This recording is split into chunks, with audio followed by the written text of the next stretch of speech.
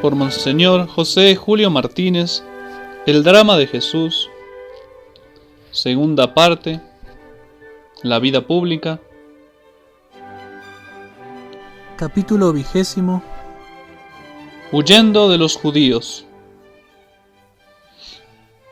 Si hacemos una pequeña recapitulación de los 2 años que han transcurrido hasta aquí de la vida pública, veremos que toda la vida de nuestro Señor en su predicación es como una gran montaña. Todo el primer año es la ascensión a esa montaña, el gran crecimiento de la gloria y de la fama del Salvador. El segundo año es la cumbre. Tiene todo el favor popular. Las gentes lo siguen, lo adoran, lo buscan. Y el tercer año de la vida pública es la decadencia. Antes de comenzar la montaña hay un pequeño preámbulo. El bautismo de nuestro Señor a manos de Juan Bautista, la tentación en el desierto, los primeros discípulos que se lleva consigo de modo provisorio todavía a las bodas de Caná. Luego inaugura propiamente su ministerio en la ladera de la montaña con la expulsión de los vendedores que había hecho en Jerusalén. Nicodemo cree en él. Se esconde un poco en la Judea, a los costados de Jerusalén, pues se han enojado los judíos con él. Viaja por Galilea, de camino pasa por Samaria y termina con la prisión del Bautista. Cuando nuestro Señor siente que el Bautista ha disminuido lo suficiente por estar en la prisión, pues entra con nuevos bríos a predicar y se empieza a mostrar él como protagonista realmente de este drama. Se establece en Cafarnaúm como centro de la predicación, llama definitivamente a los discípulos con la pesca milagrosa, Pedro, Andrés, Santiago y Juan, y viaja por la Galilea evangelizando. Y ahí tiene lugar la vocación de los demás discípulos. El segundo año, la cumbre, la elección de los apóstoles y el sermón de la montaña es su comienzo glorioso. La unción de la pecadora comienza a predicar en parábolas. El martirio del Bautista que hemos visto envía a los apóstoles de 2 en 2. Todas las turbas los siguen, se olvidan de comer. Y ahí Cristo, al final de este año, hace la multiplicación de los panes y el discurso eucarístico, la promesa de la Eucaristía, la promesa de su cuerpo en alimento y de su sangre en bebida. Y es justamente a raíz de esta promesa que Cristo empieza a perder el favor popular. Las turbas se vuelven indiferentes, frías y hasta hostiles. Y estamos a punto de comenzar el tercer año de la vida pública, en que Cristo no se dedicará ya tanto a predicarle a las gentes, sino a la educación de los apóstoles. Cristo se va a apartar de la gente, va a hacer viajes por las regiones paganas, por la Fenicia, por Tiro y por Sidón, al norte. Allí tendrán lugares episodios íntimos, como la promesa del primado de Pedro, como también la transfiguración, los episodios de Marta y María a la vuelta de Cristo a la Galilea y a la Judea, y milagros que harán irritar sobremanera a los judíos que querían matarle. Entre ellos, la curación del ciego de nacimiento, la resurrección de Lázaro. Sigamos ahora a nuestro Señor en este tercer y último año de su vida pública que terminará en la Pascua en la cual es inmolado Cristo, nuestro Cordero Pascual. Luego del sermón en el cual prometía la Eucaristía, Jesús andaba por la Galilea, en el rojo del semáforo, porque no quería ir a la Judea, que era el verde del semáforo, porque los judíos querían matarlo. El odio de sus enemigos es cada vez mayor y aparece con más descaro. Saliendo de Cafarnaúm, se retiró a la comarca de Tiro y Sidón, regiones paganas. Las ciudades de Tiro y Sidón están en la costa del mar Mediterráneo, en la Fenicia, pueblo gentil. No venía el Señor a predicar, sino a desviar las acechanzas de sus enemigos por entonces y a descansar un poco con sus discípulos en tierra desconocida. Pero allí tampoco era desconocido el nombre de Jesús. Muchísima gente de Tiro y Sidón lo había oído en el sermón de la montaña, conocía su bondad y sus milagros. Una mujer cananea, pagana, de origen sirofenizo, cuya hija tenía un espíritu inmundo, tan pronto como oyó hablar de él, salió de aquellos contornos y gritaba diciéndole: «Ten compasión de mí, Señor, hijo de David, mi hija es malamente atormentada por el demonio». Pero él no le respondía. No se desanimó por esta indiferencia la pobrecita pagana. Humilde y confiada, iba siguiendo al maestro de Galilea por detrás de los discípulos y clamaba que tuviese piedad de ella. Quizás había oído en el sermón de la montaña: «Pedid y recibiréis, buscad y hallaréis, golpead y se os abrirá». Os digo en verdad que si no le da los panes porque es amigo, se los dará por insoportable. Amaba tanto esta mujer a su hija, que tener piedad de la madre era lo mismo que curar a la hija. Por eso pide: «Ten piedad de mí». Compadecidos los apóstoles de esta mujer, o cansados de su constante gritar y de su persecución, dijeron al Señor: «Despáchala, Señor, porque viene gritando en pos de nosotros hace rato». Mas Jesús respondió: «Yo no he sido enviado sino a las ovejas de la casa de Israel, que han perecido». Y esta no era de ellas, pues era pagana.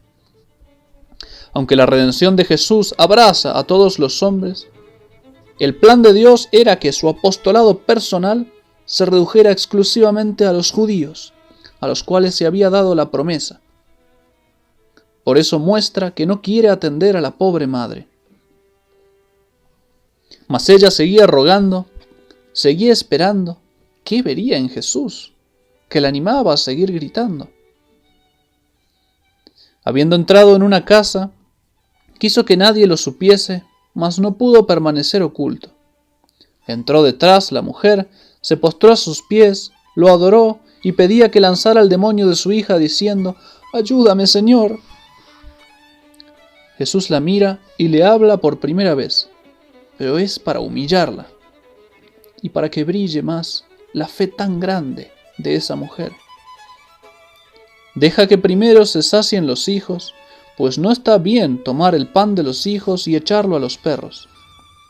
Los hijos son los israelitas, los perros los paganos. El pan, los beneficios y la gracia de Dios. Esta frase de Jesús parecía un gran desprecio para la mujer. Otra cualquiera se hubiera desalentado.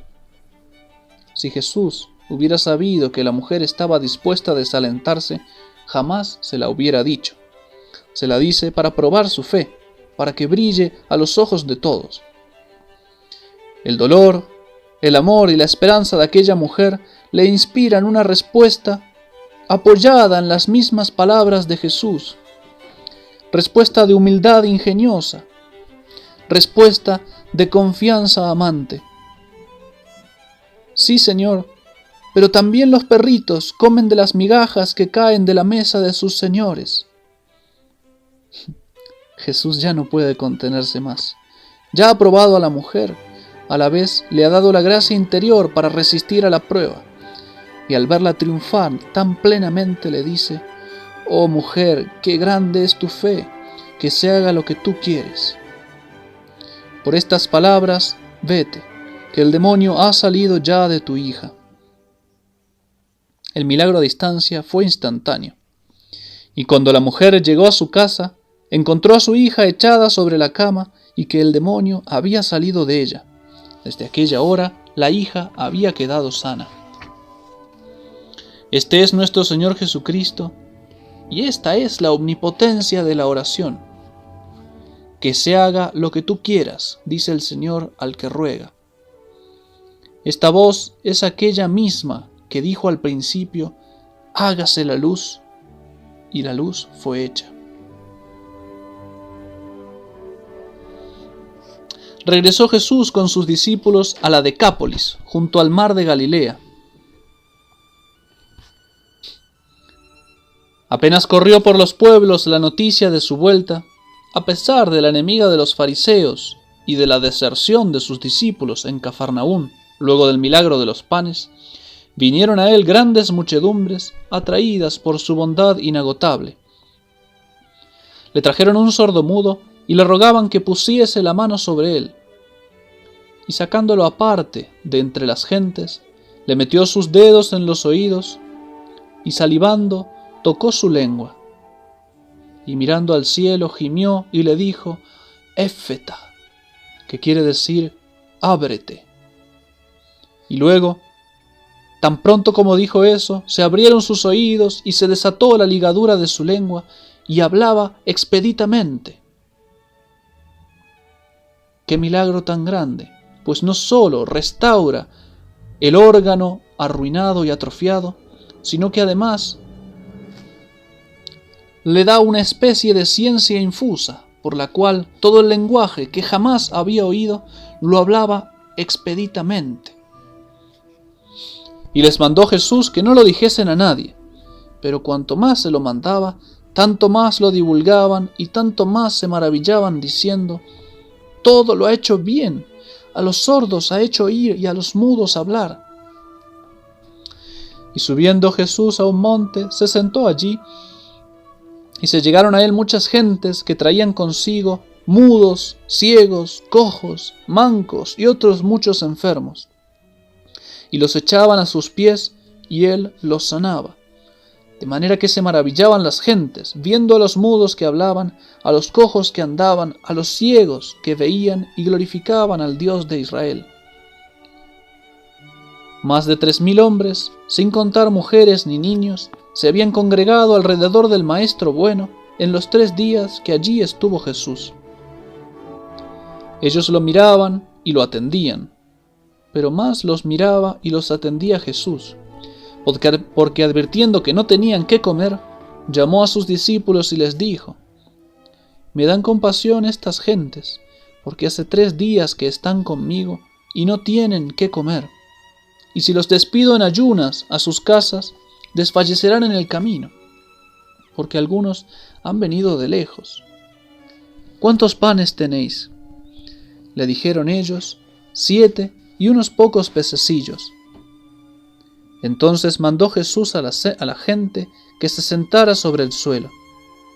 Y tomando los 7 panes, dando gracias, los partió y dio a sus discípulos que los repartiesen, y los discípulos los repartieron a las turbas. Bendijo también los peces y mandó servirlos, y comieron todos y se saciaron. Esta fue la segunda vez que Jesús hizo el milagro de la multiplicación de los panes. La primera vez fueron 5 panes y 2 peces, 5 panes de cebada. Esta segunda son 7 y unos pocos pececillos. La primera vez fueron 5,000 hombres. Esta segunda vez fueron 3,000. O 4,000, según algún otro pasaje. La primera vez sobraron 12 cestos. La segunda vez sobraron 12 canastos. Los que habían comido eran como 4,000 hombres, sin contar mujeres y niños. Después de esto, entró Jesús en la barca de sus discípulos y llegó a Magedán, pueblo de Galilea, cuya posición exacta hoy en día se ignora. También aquí le salieron fariseos y saduceos para tentarle, y con insufrible arrogancia empezaron a pedirle un milagro del cielo.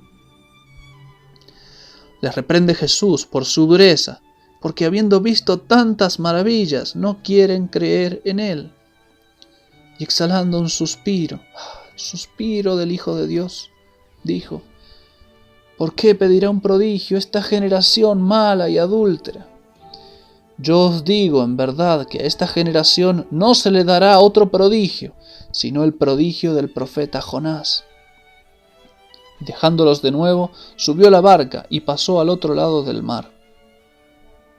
El milagro de Jonás, como todos saben, representa la muerte y resurrección de Jesús.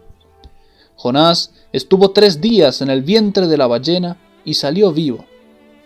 Jesús estará 3 días en el sepulcro y resucitará, y permanecerán incrédulos todavía, a pesar del milagro de la resurrección que Cristo les ofrecerá. El Maestro navega con sus apóstoles por el mar de Galilea. Allá detrás, a sus espaldas, quedan en la orilla del mar los sensuales, los soberbios, los jefes del pueblo que no quieren creer.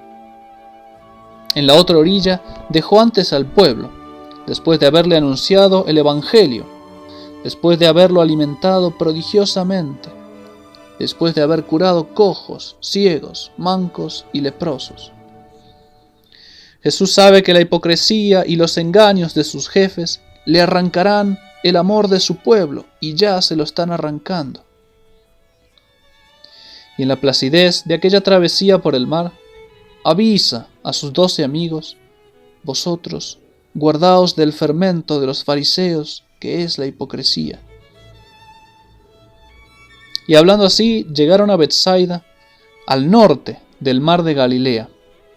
Allí desembarcó, y enseguida le trajeron un ciego y le rogaban que lo tocase. Y tomando al ciego por la mano, lo sacó fuera de la aldea. Y poniendo saliva en sus ojos, y poniendo la mano encima, le preguntó si veía algo. Y él, alzando los ojos, dijo: veo los hombres, pero como árboles que caminan. Y le puso otra vez las manos sobre los ojos, y entonces comenzó a ver, y quedó completamente sano, de modo que veía claramente todas las cosas. Y lo envió a su casa diciendo: vete a tu casa, y si entrares en la aldea, no se lo digas a nadie. A nadie lo digas.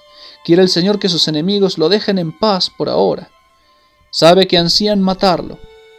Sabe que un día escogido por él, el día de su triunfo, lo matarán. Pero quiere entre tanto fundar una sociedad eterna, una sociedad que perpetúe su triunfo hasta el fin de los tiempos, una sociedad que predique fuera de la casa de Israel, a la cual ha sido enviado él solo. Por eso, Cristo se dedica casi exclusivamente a educar a sus discípulos, que serán los maestros, que predicarán su evangelio en todo el mundo. Porque dijo Cristo: quien a vosotros oye, a mí me oye.